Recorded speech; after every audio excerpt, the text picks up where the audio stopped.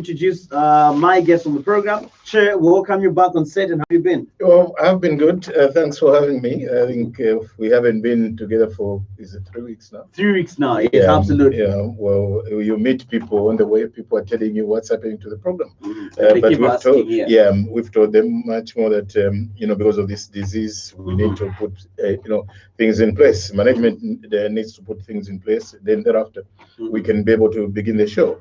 Absolutely. We're good to go. Yeah, we're This good to week? go. We're good to go indeed. And people are at liberty to send those text messages and get interactive on Yeah. 0960-200-490.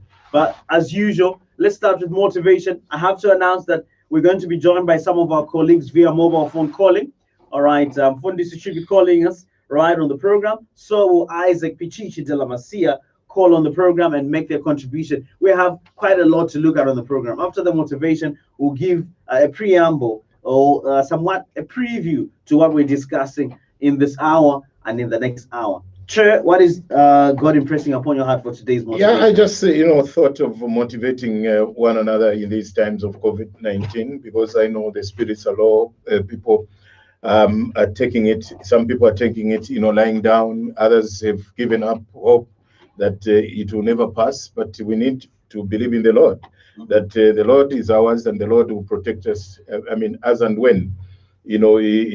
As and when He wants us to be protected. What we need to do is to keep believing in Him, that He's our Lord, He's our God, He's our defender, protector, and He's one person that will be able to see us through even in these difficult times. The Bible says, look upon me, call upon my name, and I will answer. And I'll be able to answer you. So what we need to do in our private homes, in our restrictions, in wherever we are, let's keep on praying to the Lord. Let's keep on asking the Lord, requesting the Lord, with prayer and supplication. The Lord will be able to answer us. This disease will be able to pass. So we need not forget God. Let us have our trust and confidence in the Lord. That way, He will be able to make us be able to forgo. For this disease to be able to pass us. So the belief must be in the Lord. That He's our defender, He's our protector, and is one God that will be able to see us through. So for those that are lying down, for those that have given up, for those that are saying this disease is great, this disease has overtaken man, this disease, a lot of people they look at it as a disease that has overcome them. But let us have confidence in the Lord, that the Lord will be with us and the Lord will be able to protect us and to be able to defend us. So let's continue our prayers in our homes. Let's continue our prayers for those that are meeting. Let's continue prayers for those that are gathering together as a church or as a group or as a cell group. Let's continue to pray to the Lord, to request the Lord, so that this disease may be able to pass us. So that's the motivation that I want to send to people out there. Much more, those that are saying this disease is bigger, this disease can be, it can't be healed, it can't. Nobody can be able to heal. Nobody can be able to, to overcome it. But let us know that the Lord can be able to overcome it in His own time, not in our time, but in His own time. Absolutely. Absolutely. All right. So let us be upbeat and be hopeful for the best. All right. Now, church, today is the 2nd of May, the year 2020. It's too fresh. We are less than a week away. So we are less than a week past the 27th, 28th of April, when we usually have that time to remember our fallen heroes that crashed off the course of Gabon. All right. No. So in a way, today's program is commemorative for what transpired off the coast of Gabon in 1993. If my mathematics serves me right, that is 27 years ago. Memories are still fresh. The wound hasn't healed, may never heal, considering the quality, the stellar performance that those gallant soldiers, those gallant heroes did showcase on the pitch. So this is one thing that will never really depart from our minds. What a time that one was when we had that team, winning left, right, and center, chalking up impressive results. All right. It was en route to Senegal, having thrashed 3-0, all right, the previous opponent. And this was actually a World Cup qualifier. And we within speeding distance of qualifying, and such an unfortunate thing happened. Now, Chair, let's pick it up from there before we have our other colleagues call in as well and just make their contributions to that effect. Yeah, I think we need to understand that the month of April is a big month in our Zambian calendar. You talk to the Gabon disaster. We also need to make mention that our best commentator, Dennis Liwewe, also died in April. And and we need again to remind ourselves that our first Republican president, His Excellency, Dr. Kenneth Kaunda, commonly known as Super Ken, was also born on 28th of April, in which date the Gabon disaster occurred. Now, zeroing into the Gabon disaster, I think yes, it's something that will never be erased from our memory. It will never be erased from our football calendar. These were finest players that lost their lives on duty trying to play for Mother Zambia as en route to Dakar, Senegal, to be able to play a World Cup. Like you've indicated 3 days earlier, they had gone to Mauritius, beat Mauritius 3-0. Kelvin Mutale Malaza was the guy that had scored those goals, and that was the Africa Cup of Nations. Then en route to Dakar, they ended up dying. That was a World Cup qualifier, America 1994. We're talking of the cream of Zambian football. We're talking of people that could have taken us to America 1994. You all know that 56 years down the line, we've never been to the World Cup. So this was a beautiful moment. This was an opportune moment that we could have gone to the World Cup. But unfortunately, it wasn't to be. The guys died off the coast of Gabon. But of solace today is the fact that it is still in Libreville, Gabon, where we were able to win the 2012 Africa Cup of Nations. So in a way, it's a solace that we went back, to Gabon. We were able to triumph for 4 teams. Ivory Coast, we beat them on post-match penalties, and we won the Africa Cup of Nations. But the dream still lives on for us to be able to go to the World Cup. Okay, absolutely. The question that we're asking you this morning, and we hope you're going to get interactive with us, is how best should our fallen heroes be honored? It's 27 years on, and for some reason, there are certain sections that feel we needed to give a befitting honor to the fallen heroes. How best can they be honored for the sacrifice they made for this country from a sporting point of view? The number is 0960-200-490. Let me begin by reading some of your text messages right on the program. Francis Movita via YouTube Live says, "Hi, Larry, enjoying the program already in its infancy. Please remember to tell the crew all right, about what I told you. Looking forward to seeing them running." All right, Lucy and all the gentlemen. All right, and then now we do it. We do it, eh? We do it. Francis Deep Six Movita. We definitely do it. Thank you very much for that one. Okay, so here we do have now Mfundisi joining us live via mobile phone. How are you doing? Well, we are staying safe in this COVID-19, crisis we went off, but felt that this is one very important edition of Backpage that I should join in. Greetings, Germany, and every greetings tuned in to this #1 sports show in the land. Awesome. Now, it's 27 years, Mfundisi, since we did have, our entire team perish off the course of Gabon. You already have your own fair share of memories of those players. Would want you to recount the freshest memories you have of them before we get to dig deep in looking at how best we could honor them, and then also look at other aspects of the local football roster of the program today. So let's start today, the 2nd of May, 2020. In the afternoon, if it was 1993, Zambia would be playing against Senegal later this afternoon. If Backpage was being done in 1993 today, we would have been looking forward to the Zambia national soccer team, the KK11, they were called then, taking on the Taranga Lions of Senegal in Dakar, Senegal. That is 1993. Like what Chairman had said, on the 28th of April, 1993, at exactly 01:02, 2 minutes after the clock of the day. The Zambia Army Buffalo plane that had taken off from Libreville having refueled. But Chairman can tell you he has been to that scene. I haven't been myself. Having taken off just about 2 minutes in the air, a fisherman recollects, who had been an eyewitness, who later died, that he just saw a ball of fire. And after that ball of fire, there was a huge sound.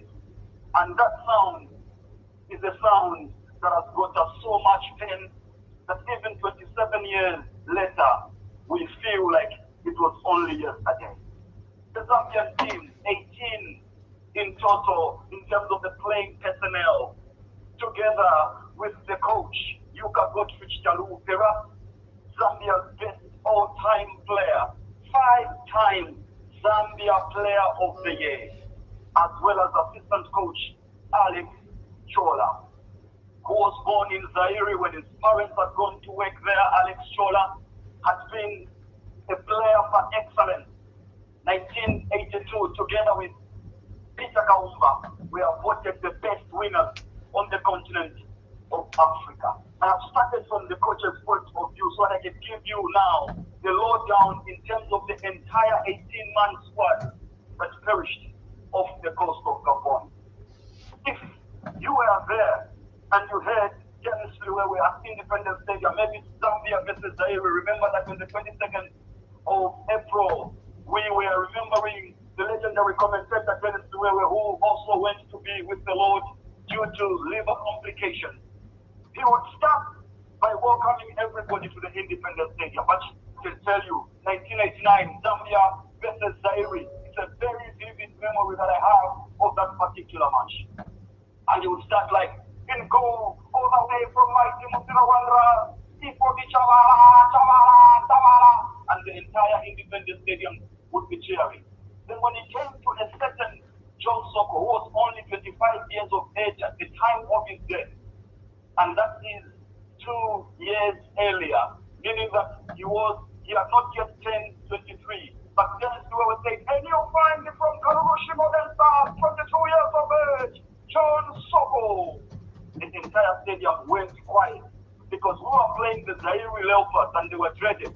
They had come with the likes of Kapungongoi, dreaded striker. They had their captain Santoshi Lutubire, who was campaigning, flying in straight in France, and they've got keepers like Marikani Pangi. And when they came, the Zaire Leopards, everybody, expected a very tough game. Now you have the rookie in John Soko. Everybody was quiet. John who? But at the end of that particular game, John Soko from Karushi Modern Stars, the Little Ghana Football Club, he was the talk of town. Then the veteran Wilson Changwe at number 3. At the time of his death, 29 years of age, he had been campaigning in South Africa Dynamos. Changwe had replaced the legendary Gentile Kapambwe Mulenga in the side. And the moment he got that number 3 position, he never got out of it. There was Winter Mumba on that particular plane from our Dynamos, who was like an understudy, light-skinned lad, just about 23 years of age, who was up and coming because Wilson Changwe was slowing down a little bit. Then you had at number 4, Robert Watakemi. When Zambia played against, Zimbabwe, it was a tough game. There was a certain Peter Ndlovu who had been coming from in the English Premiership. And everybody was up and forward. But when we had Robert Watakemi partnering, Eston Mulenga at the heart of the Zambia defense, Peter Ndlovu was shuffled out of the game. Joined man of the match, Robert Watakemi, with one-man commando, Johnson Wale in that 0-0 draw at Independence Stadium against Zimbabwe. At number 5, you had your Eston Mulenga, King Yellowman, he was called. In that match against Zaire, he was partnering Ashos Melu.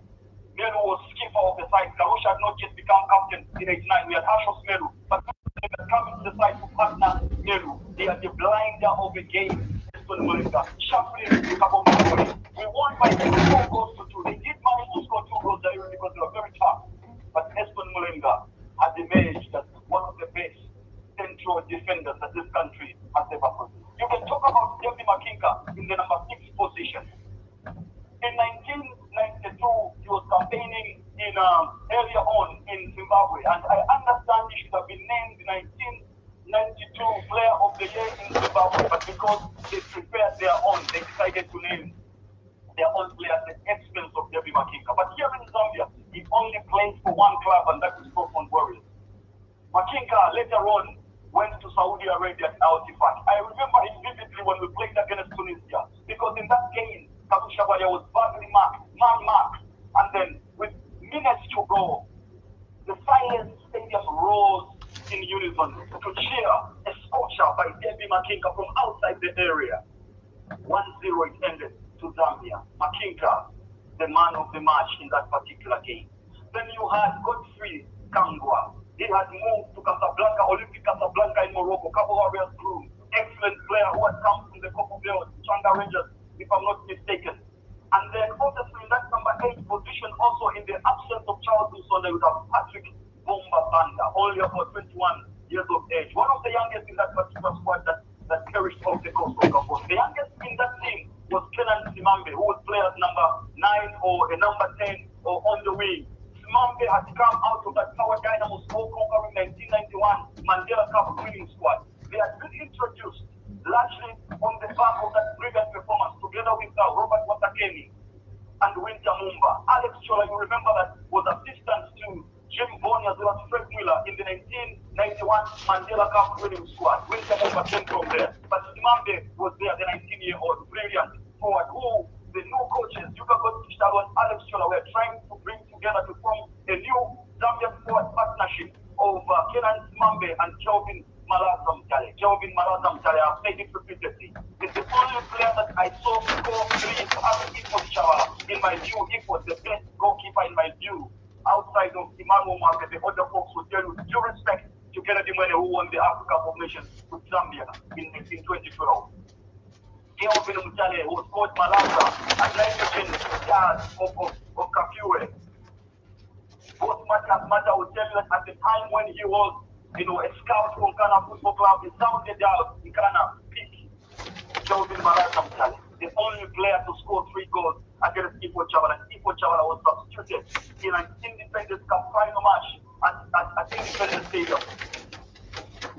They had pressed him to the 2-0 lead, Mufila Wanderers, before Ghana came back with fire. 3 goals from Kelvin Malaza Mutale. You talk about the likes of, Didier Drogba and Samuel Eto'o. That lad, Kelvin Malaza Mutale, was going to be better than those guys. And then talk about Wisdom Chancer. It's like a well-sung song that whenever he was on the ball, or Dennis Duero would say, "Somebody! Wisdom Chancer wins!" The entire stadium is Dennis Duero announcing his name, particularly against Ghana. He had an excellent game. He had the blinder of the game, 2-0 when we qualified in 1987 to the Seoul Olympics. Wisdom Chancer had just gone to South Africa and he only came back to bring the ring for his madam. He only came back and then they said, no, join the team, that he's going to play against Senegal. He came in and he made his day. But he was one of those exciting players that Power Dynamos Mandela Cup winning, part of that squad, Wisdom Chancer. He was, when you had the star-studded Zambia, the likes of Lucky Sins, Captain Urenda, for example, against Zaire, the only players who were thought to be professionals who were based at home were 2, Wisdom Chancer and Debbie Makinga. You had Numba Mumamba. He was called Numba Mwila rather, the elder brother to Numba Mumamba. He was called the little man with big ideas because of the small stature, but he would dribble. I remember a game against Namibia where he dribbled, the chairman would tell you, he dribbled the entire defense, and instead of squaring it, he decided to go for goal and shoot the crossbar, match the champion of the fans. It was a huge, talented squad, one of the best ever. I have no doubt in my mind that team was going to qualify to the 1994 World Cup final. I have no doubt that team was going to win the 1994 Africa Cup of Nations. If you look at Super Bowl, for example, he was only 45 years of age, Lorenzo, would you believe it, at the time of his death. Look at Alex Chola, he was only 56 years of age at his time of demise. This was a team that had just been, mixed with the experience, Whiteson Changos, the Samuel Chombas, the Ifo Chavalas and the Wisdom Chancers with new talent as a result of what was happening as a revolution. Early earlier in December 1992, Zambia had gone to Madagascar and lost by 2-0 against Advanced Madagascar. Kalusha was off key in that particular game. When they returned to Zambia, the Football Association of Zambia, led by Michael Chiti, may so rest in peace, Michael Mape, may so rest in peace, he died also on that Gabon disaster crash. They decided to dispense with the services of Samuel Zomo Njogu, may he so rest in peace. You remember that Samuel Zomo Njogu was the first Zambian black captain, having taken over from Jack Cyril, the only player to play in England. We have always said this, as well as the Zambian national soccer team, Three Lions England, as well as the Zambian national soccer team, the KK11 then, Jack Cyril. Jack Cyril handed over to Samuel Zomo Njogu. It is Samuel Zomo Njogu who discovered the likes of Kalusha, the likes of Ipo Chavala, Hasho Smelu, and many of them. Although there's a story in Mutondo that it was actually Alex Chola who identified the young Kalusha. But that's a story for another day. These coaches were young, up and coming. So when Samuel Zomo Njogu was dispensed with, they decided to appoint the late Moses Simwala. May so rest in peace. Moses Simwala is the winner of 8 titles of the 13 that Ghana Football Club have on their name. But he was ailing at the time. When they traveled to Mwanza, the shaman can tell you, it was Yuka Kotichitaru because, Simwala's widow, Mrs. Simwala, had insisted, this man is not feeling too well, he can't go to Tanzania. And that is how Yuka Kotichitaru and Alex Chola took over the team. Chairman Simwala remained, and later on, obviously, we all know, he succumbed to his illness, and so rest in peace. His son still plays for Power Dynamos Govenda. But that's how Yuka Kotichitaru and indeed Alex Chola came in, and they began a revolution where they were now getting these youngsters, mixing them with the old, and they made a team that went all the way to Mauritius and won by 3-0. And 3-0, all the goals were scored by Kelvin Malaza Mtale. When they returned in Lusaka, it was at that point when I met them on the 27th, when they were lodged at the Masie Motel Lodges on Great North Road. On the 27th of April, I managed to speak to them. And Lumba Mwila told me, Petulaya, because they were slightly delayed because of the China problem. Up to today, we do not know what happened. But what we know is that we lost one of the best Zambian national soccer teams ever assembled. Oh my goodness. What a eulogy there from Mfundisi. All right. So you're holding on, Mfundisi, as we have Chair. Yeah, the fantastic. Now, Chair, it's taking us down memory lane. Absolutely. Yeah. Now, Chair, you were in Gabon in 2012. You have a better understanding of the airport, the presidential palace, and the costs. All right. Now, kindly take us to Gabon. All right, in 2012. And then so that people can have an idea of what distance the aircraft covered and just how volatile and pretty much susceptible, someone might probably feel it could have been for those fallen heroes flying off that area en route to Senegal. They were supposed to have made a fuel stop in Cote d'Ivoire, which was never to be. That was the last one before they actually got into Senegal. Yeah, I think, we need also to make mention the fact that 2012 Africa Cup of Nations, we were, based in Equatorial Guinea. Mm-hmm. Our home was in Bata, but we had one game in the capital city in Malabo against Equatorial Guinea, in which we won 1-0, thus qualifying to the quarterfinals, in which case we met, Sudan, beat Sudan 3-0. Then it meant that we were in the semifinals. We had to travel. Again in Bata, we met Ghana. Ghana, we beat 1-0. That's how we qualified to the World Cup. To the finals of the Africa Cup of Nations. Now, from day one, when the team was in Equatorial Guinea, the itching was, to go to Gabon to try and see the place where everybody was. The team died because you remember that the Africa Cup was held, simultaneously in 2 countries, Gabon and Equatorial Guinea. Soon after beating Ghana on a Thursday, I remember very well, we had to fly out of Bata into Gabon, Libreville. And when we landed, the team had to get allocated the hotel. From that moment, everybody was itching, like I said, wanting to go to the sea. And that's how the entire team went to the sea, to the coast where the team died. And they were able to lay, flowers at the site where the team died. Now, as to the proximity from where, in terms of the airport, my rough, estimation, it could be about 5 kilometers, somewhere there, because you leave the airport, the next turn is the presidential palace. When you turn from the presidential palace, you go into it's a military barrack. It's a barrack. Thereafter, you go to the site where the team died. So in a way, it's a barrack. It's a where soldiers are lodged. Now, it's a place that, as I speak today, there's nothing that would indicate that this is exactly the spot where the team, the plane crashed, where the plane, came down. That's why over the years I've appealed, to government that it would be important to put an epitaph, an inscription of the players, right? So that on the court. Yeah, right on the point where the plane died, came down, where they were. You remember they were removing the bodies, the wreckage to a central place. They could be able to do that because the players that died have got children. The players that died could have grandchildren by now. So the children, the grandchildren, and inclusive of the widows would want to go and see the point. At some point when they've got the money, at some point maybe government can decide to be able to fly them there. It would be prudent, they find something, an inscription, an epitaph where it reads all the names of the players that died. That is my appeal to the Zambian government, to His Excellency, the President, that he could be able to talk to his counterpart, Mr. Bongo, and see if they could be able to put something there, just in remembrance. Yeah, because again, you have a lot of Zambians that would want to go to Gabon to be able to see the site. I remember the Saturday prior to the final, because the final was played on February 12, which was a Sunday.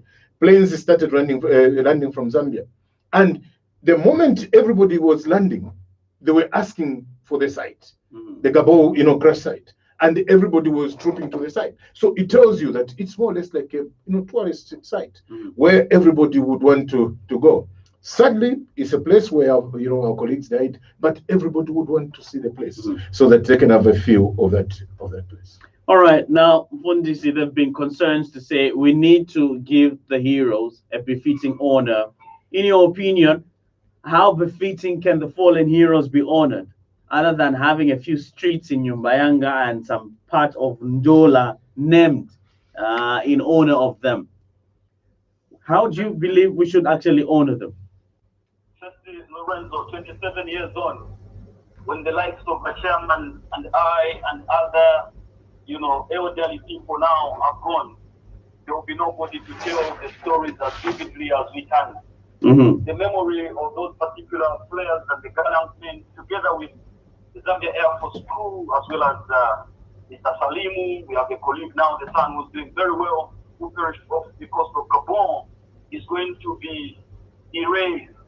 Because as you go on, there will be fewer and fewer people who will tell you of how those people made the country proud. And as a result of that, I would personally want to see an international commemorative march, on the lines like what they do in South Africa. There's the Mandela Cup. Not too long ago, the Zambia national soccer team went to Namibia and went and won the President's Cup there, which has been played for some time. I would suggest that either on the 27th or on the 28th of April, there is a permanent international commemorative march. And if there are, surviving members of the families that are in need of help, the proceeds from that particular march could go to members of the surviving families. They might not be many, or it might not be too, it might not be a lot. But then you are going to keep it as a commemorative event. You could invite Gabon, you could invite Canada, you could invite the French. And by the way, we have to be very grateful to Belgium that came in to have the team come. Boss Mata was chairman of the Football Association of Zambia then. They did an incredible job in putting together, a team that went and finished second at the Africa of Nations in Tunisia. You remember, we only lost out narrowly by 2-1 to the Super Eagles of Nigeria after taking the lead first through a bullet Elijah Litana header. But the point is that we should not just leave this to a talking shop like we have done the last 27 years. I think that we need to put in something that the football lovers who congregate together with members of the surviving, members of the families that are surviving, they could come to the Heroes Stadium. Of course, the Heroes Stadium, has been named in their memories. But a game that is played there every year, either on the 27th 28. And if people are able, they can even throw in a bit of coins. And we have to be grateful to the Indian community, by the way. They've been doing a lot during this COVID-19. And are you aware that they led the way in putting those tombstones at the Heroes Acre just near Independence Stadium back then, when at some point the area looks like it was neglected? We have to be grateful also to His Excellency, the Republican President, Dr. Edgar Chagwa Lungu, because he has been representing the families in pushing for their rights as well as compensation back then. But then as a nation, we need to have a commemorative march to anti-oppression, an international one every year, for us not just to forget the memory of these players. Because you know that sometimes some players are even missed out. And by the way, around this time, I think of Andrew Temple, I think of Mwero Mteta, and I think of Martin Mwamba. They should have been on that plane as well. But because there was a possibility that maybe one or two foreign-based players might join the team in Dakar, Andrew Temple, Martin Mwamba, and Mwero Mteta were left behind. All right, Chair, what do you make of Fundis's proposal, a commemorative international march in honor of the fallen heroes every year in April? It's a welcome move. It's a welcome move because you see, FIFA in this case have neglected us. Look at the time that a Cameroonian player for Fana, is it for four? Vivian Mark. Vivian Four. Mark Vivian Four. When he when he died, FIFA organized an international game for that player, and the proceeds were given to the family. Now, here's a scenario where the entire team died off the coast of Gabon. FIFA has kept quiet. They are mute on it. They could have organized an international friendly game, whereas the proceeds could have gone to the families. Yes, we know the government has done its part. The government has paid. The government has done what it was supposed to do, but the government can only do so much. So it's important now for the Zambian FA to be able to organize an international match with a big squad, a big team, like like Brazil. We can be able to bring in Brazil, bring in France. We can be able to bring in the United States of America or Germany to be able to play the Zambia national team. And all the proceeds, I'm sure if Brazil were to come, the members of this world were able to come, Heroes Stadium would be filled to rafters, to capacity. That means a lot of monies would have come into the coffers of the Zambian FA, and those monies could be given to to the families of these. The surviving members of the families. It could be given to them. It could be one way in which the Zambian FA could be able to help the families. Now, on a local level, we could also organize. You remember, we still have Stars versus the Rest. We used to have those in the 90s. All Stars versus the Rest. We used to have it in the 90s. In the 90s, we could also do the same. Be able to organize an All Stars versus the Rest game, pick up all the proceeds, and be able to give them to the families. In a way, you are trying to lighten the burden. These are people that died on duty. These are people who died, trying to make Zambia qualify for the World Cup. So it's important that, in a way, also we are able to remember them. Going further, the Minister of Youth and Sport can also put up a sports museum. We need a sports museum, just like Musa said. Him and I will be gone at some point. Those and others will be gone. So it means that the rich history that we have will be gone. So it's important that we have a sports museum where the likes of these names, the guys that died, could be there. You have some artifacts, a lot of things. You can be able to put them in there. That could also be a remembrance in terms of the tourists, Zambians that would want to remember the heroes that are long past, long gone. They can be able to go to the sports museum and be able to look at the players, the pictures, and newspaper cuttings, and all those kind of things. Awesome. Yeah. Let me try to get a few calls as well. So Mfundisi still holds on while we get another call as well. We're multitasking.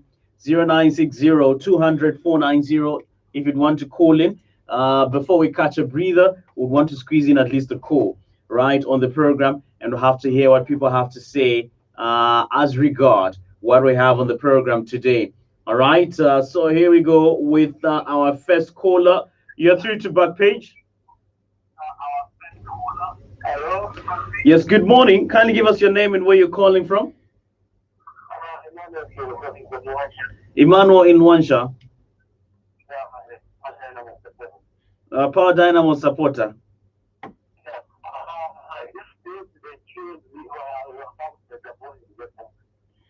Come again?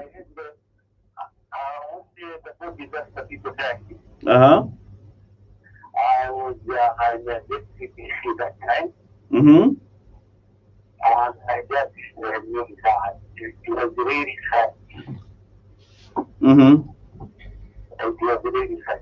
But then besides that, if the government is able to use Australia, a whole pipeline.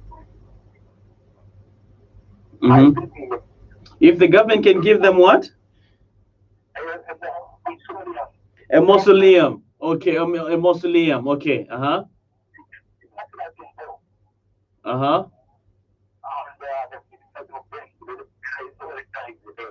Okay, to build them a mausoleum with the shape of a bowl. Okay, all right. Good proposal there, Vaema in Luansha. Thank you for coming through. All right. Okay, Mfundisi, I guess you had Vaema in Luansha saying, why not build a mausoleum for them? Shape it in form of a bowl. Let me get your take, and then Che also gives his take. Then we catch a breather. We reconnect on the other side. Well, the chairman has already given that proposal, and I think that Raima is spot on. In terms of the mausoleum, even at the Heroes Acre, like the chairman has said, it's just a case of us putting our heads together. We could make something, even at the Heroes Acre, where information, we could go a bit further about each one of them, where information, can be put there, so that when people are coming for football, other cultural or tourism activities, they could come. That's, for me, a cultural heritage for us now. It's an indelible mark in the history of Zambian sport. And I think that these suggestions are very good. And of late, you've been hearing, probably the Football Association of Zambia, people are busy with things that are not really very important. When it comes to matters like this, people are even quiet. It's like nothing ever happened. I think that as a nation, we need to know what our priorities are. Mm-hmm. Okay. Yeah. All right. All right. 0960-200-490. Chair, you can come in. Yeah, I think in a way, again, when you look at the Heroes Square at Heroes Stadium, I think yes, good efforts were made, to put up it as a burial site, but we could do better. We could do better. You remember the first game that we played after the rebuilt Zambia national team against Morocco? Yes. The Morocco national team, they said we want to pay, tribute to the foreign stars. So they went to see the site. So if we could be able to beautify it, make it well, put in a bit of rich history, I'm sure that every team that would be playing Zambia at home would want to go and see those, the site. Would want to go and see where these guys are lying, because they've heard a lot about them. You remember Godfrey Yuga Chitalo scored 107 goals. It's a history that is world over. You talk of Alex Chola, like, Musa told us about Alex Chola and Peter Kaumba being, voted the best wingers in Africa. So it means that history is well known. Now, if we can be able to put it together, beautify it, and put it at one place, I tell you that could be a tourist site where, in a way, people could even be able to pay for them to be able to enter. People could be able to pay for them to be able to see, the mausoleum, like our colleague has put it. And that could be monies that will come in. And the monies that comes in could also be channels, to the families of the late, the surviving families. So, and by the way, very quickly, Lorenzo, just to pick it up on where the chairman has said, if you look at Alex Chola in terms of the Zambian League, outside Yuka Godfrey Chitalo, he scored the most goals. And then obviously that game that the chairman again alluded to, where we beat Morocco by 2-1, the first game, back after the Gabon disaster. Obviously they took the lead first, Morocco through Dauda. And then Galusha scored a wonderful free kick. And then Johnson, while you're off the legs of two defenders of Morocco, crack out the goal for 2-1. It was in that game that Zambia was first coach Polo Polo, because when we were winning 2-1, the fans were in jubilation, raptures, and began to sing Chipolo Polo, yeah. So when you have this museum that people are talking about, this is information that will go in there. Alex Chola, born in Zaire, of Zambian parents, came back to Zambia. Some people say that he was part of the Butondo community, sports team that discovered Karushawalia. That's some of the history that can go into the museum. So these are very important important matters for a nation, like Zambia, to be able to build upon, so that those that are coming after us will understand and know the importance of saving the nation first, up to the level of laying down your life in the nation, in the service of the nation that we all are. Mm-hmm. Yeah. Awesome. For argument's sake, did you know that Alex Jordan and Peter Kaumba played in Ivory Coast, and they won and they won accolades? All that is information that can be brought to the fore. They played for Power Dynamos. They won the Rothmans Cup. They also won the Mandela Cup. Oh, that is information that could be there. That these people that are lying here, particularly Alex Jordan, did this and that. Godfrey Yuka Chitalo scored 107 goals. Kelvin Malaza got us the 3 goals against Mauritius, 3 days before he's meeting his fate. So those are kind of things that will help the people, the new generation that would want to pick up football as their career. All right, we're going for a breather, so we'll have to reconnect with Fundisi for the second hour alongside Chair as we continue on our commemorative edition of Backpage. And we do also have quite other matters to talk about. Micho says he's backing a quota system on foreign players playing in the Zambian Super League. We'll get to talk about that as well in detail, plus a lot more other facts that would definitely interest you. We definitely encourage you to keep it locked right on the program as we interact. So we'll have to briefly cut transmission for Fundisi, YouTube, as well as Facebook Live, all right, on the program, and reconnect each one of you on the other side. So we have not necessarily news. We're going to have a little bit of a breather, just a few minutes, and then we'll definitely interact or have you reconnected right on the program for more.